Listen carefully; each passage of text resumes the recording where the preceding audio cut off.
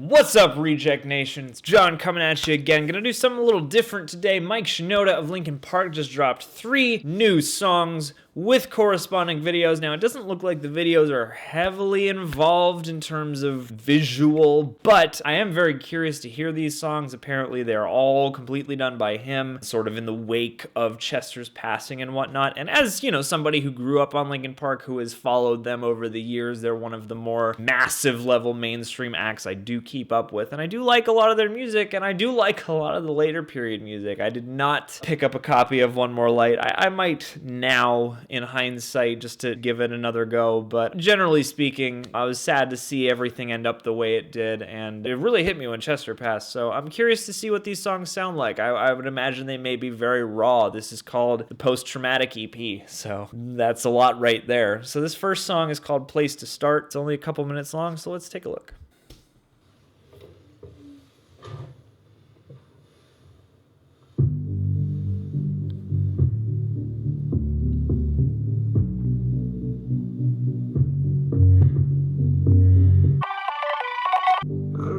Stand on, spinning like a whirl with nothing to land on. 'Cause I'm tired of the fear that I can't control this. I'm tired of feeling like every next step's hopeless. I'm tired of being scared what I build might break apart. Hey Mike, just calling to send my condolences. Hey man, it's Mark. Just calling to check in on you, see how you're doing. Give me a call back if you want. If not, I get that too. But I'm sure I will see you and or talk to you sometime soon. All right, bud. Hope you're hanging in there. See ya.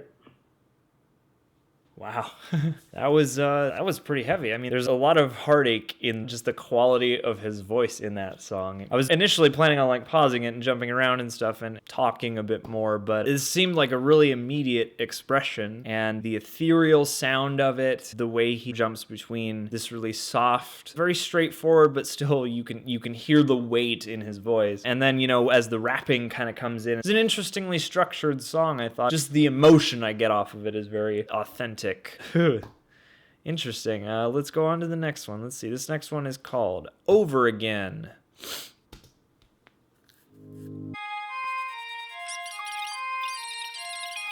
We say goodbye over and over and over again, over and over and over again. It was a month since he passed. Whoa. Maybe less, and no one knew what to do. We were such a mess. We were texting, we were calling, we were checking in. We said we ought to play a show in honor of our friend. We rehearsed it for a month. I'm not worried about the set. I get tackled by the grief at times that I would least expect. I know what I should be doing when I'm singing, but instead we'll be playing through a song and I remember in my head. Sometimes you don't say goodbye once. Over and over and over again. What they saying? I'm not raw. What the fuck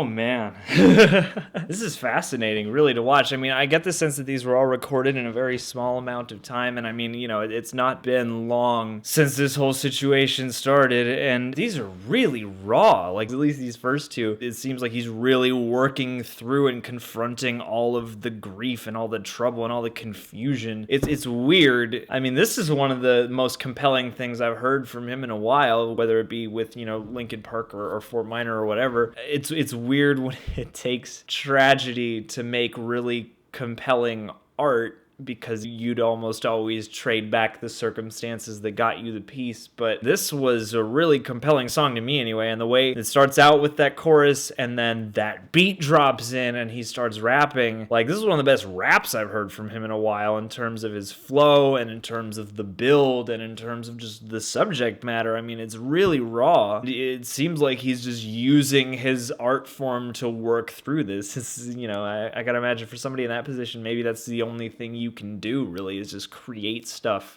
to cope. And this is a fascinating EP so far, at least as far as I'm concerned. Let's check out the last song. It's the longest of the three. It's called Watching As I Fall. I also gotta say, especially in the second video, especially in Over Again, I really like what he's doing with these simple little cell phone videos that sort of warp and evolve with the song and become more visually expressive and visually crazy as well. I'm curious to see how this last one turns out.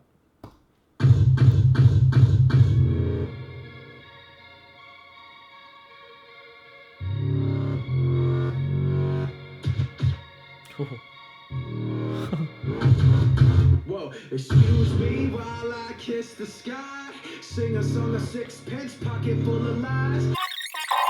Telling them the old words, but in a new rap. Then I change my mind up and make them lose track. Shit, I'm inconsistent, I thought you knew that. Maybe I should be more grateful.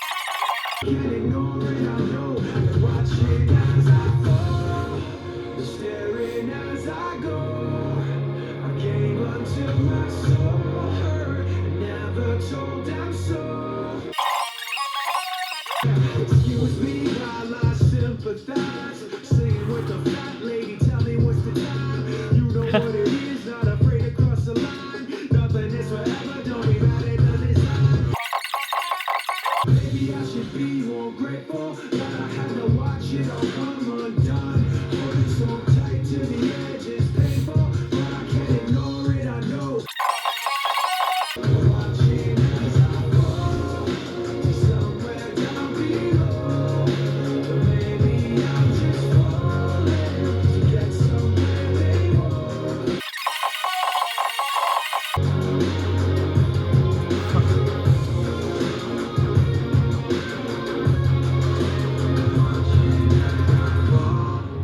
Staring as I go, I gave until my soul hurt, never told them so.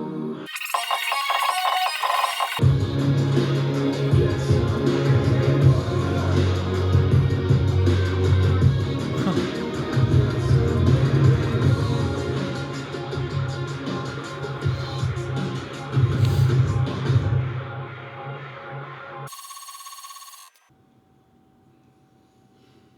It's December 12th.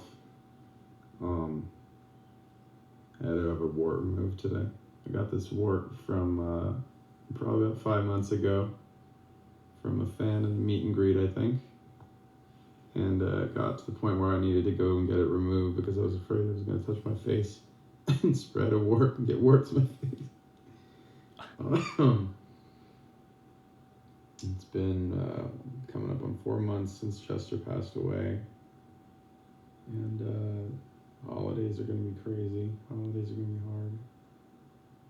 There were wildfires this week here in California. We almost got evacuated. A bunch of friends of ours got evacuated. One of my friends got evacuated.